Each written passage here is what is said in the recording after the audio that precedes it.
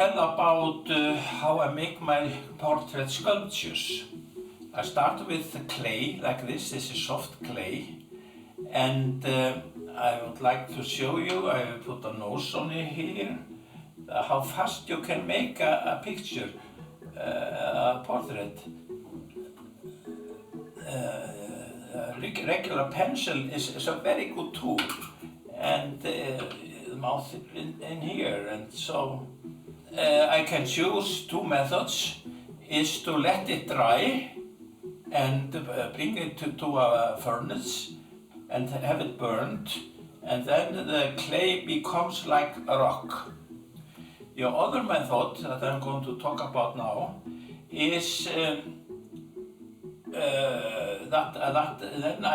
as I finish my sculpture here, I mix plaster in a bowl and put it all over to make a mold.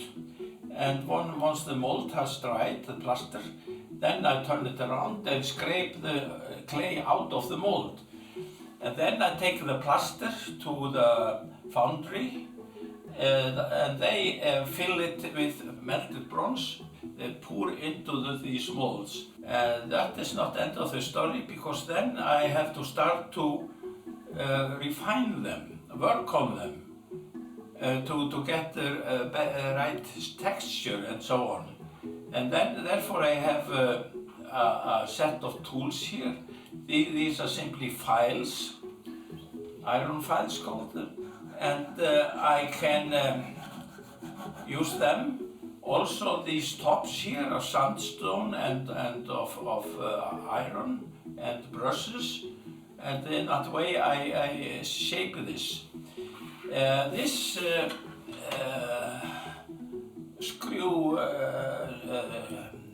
tool here is based on a ball, an iron ball, and it's very convenient to work with it, because then I can put the sculpture I'm working on in the exact best working position.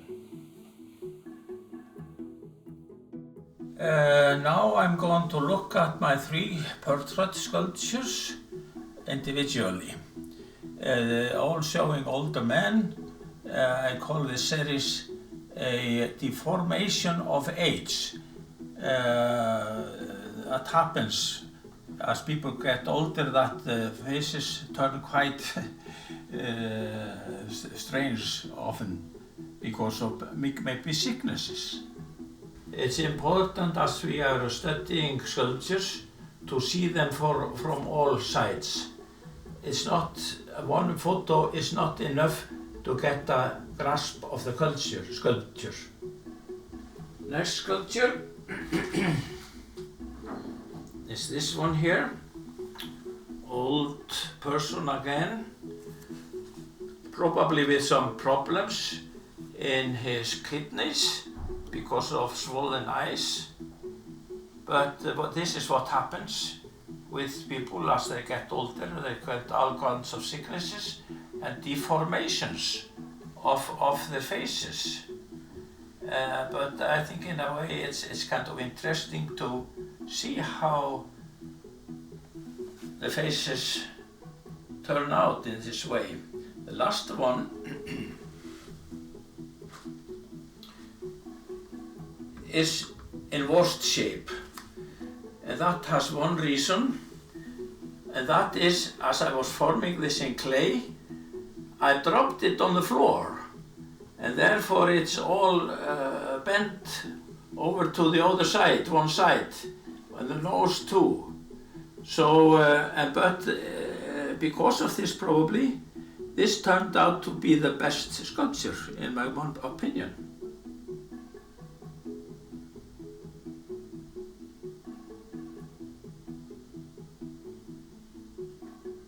Now I have placed all 3 of them on the same rotating table as good friends.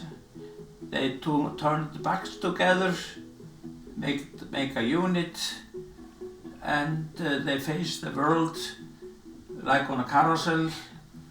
The life is somewhat like a carousel. It moves constantly around and around and around, You have not much control over it, but it's kind of interesting to look at this.